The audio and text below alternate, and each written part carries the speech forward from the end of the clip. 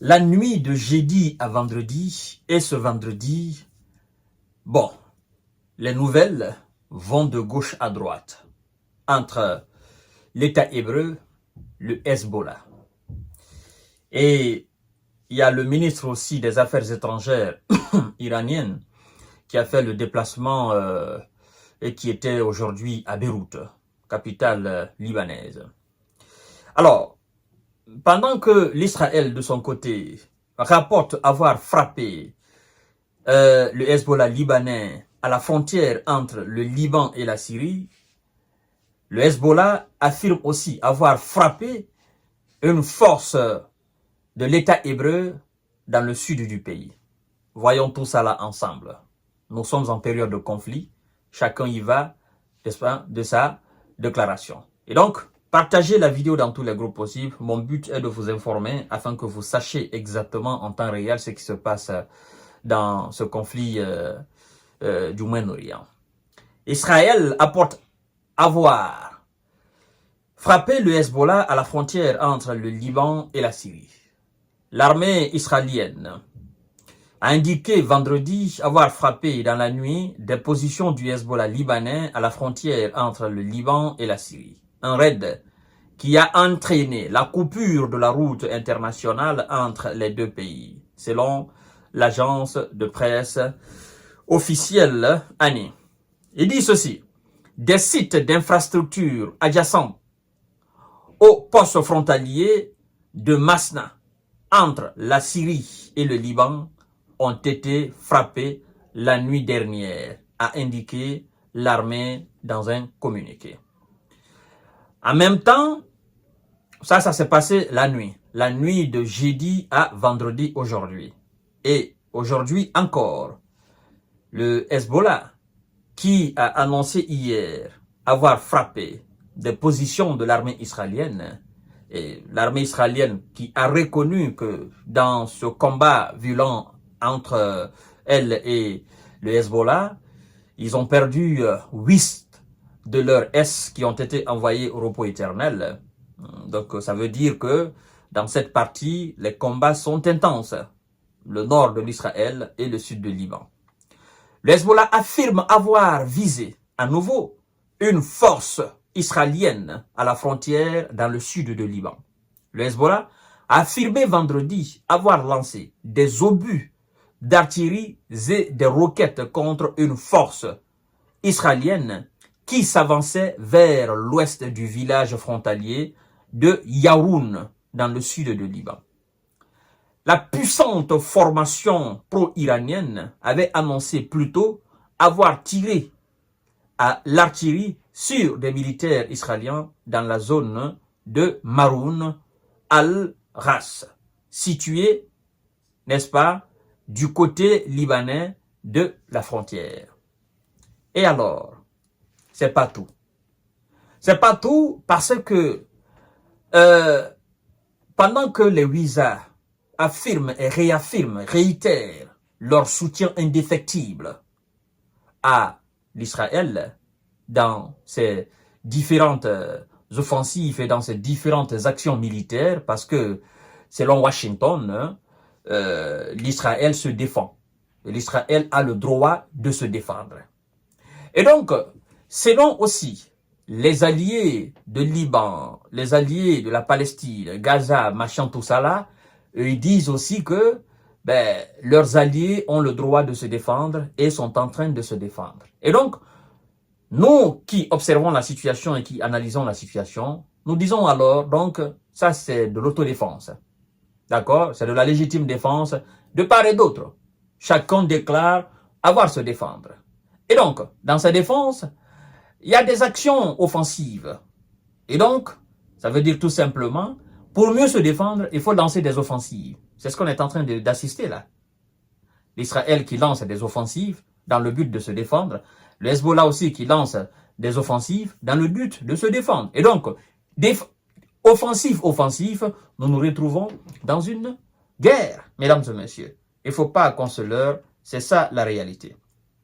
Et donc, dans ce cadre, le ministre des Affaires étrangères iranienne, Monsieur Abbas Araghchi, en visite à Beyrouth, réaffirme le soutien indéfectible de son pays, l'Iran, n'est-ce pas, au peuple ami qui est le Liban. L'Iran se tient fermement aux côtés des amis libanais. Le chef de la diplomatie iranienne, Abbas Araghchi, en visite vendredi à Beyrouth, a assuré que Téhéran se tenait fermement aux côtés de ses amis libanais. Une semaine après donc l'envoi au repos éternel du chef du Hezbollah dans une frappe israélienne. Le ministre dit ceci, mesdames et messieurs, c'est le temps de soutenir ses alliés. Eh bien, soutenir ses alliés sans complaisance, sans avoir peur, il faut l'avouer ouvertement et assumer les conséquences. On s'emballe les yeux de ce que les États-Unis les disent, on s'emballe les yeux aussi du côté des États-Unis de ce que l'Iran va dire. Donc, chacun est sûr de sa position, chacun est confiant de sa force et chacun mène ses actions de son côté. Voilà, c'est ce qu'on est en train d'assister. Donc, nous sommes dans une situation d'orgueil surdimensionné où chacun se croit plus fort. C'est de ça qu'il s'agit.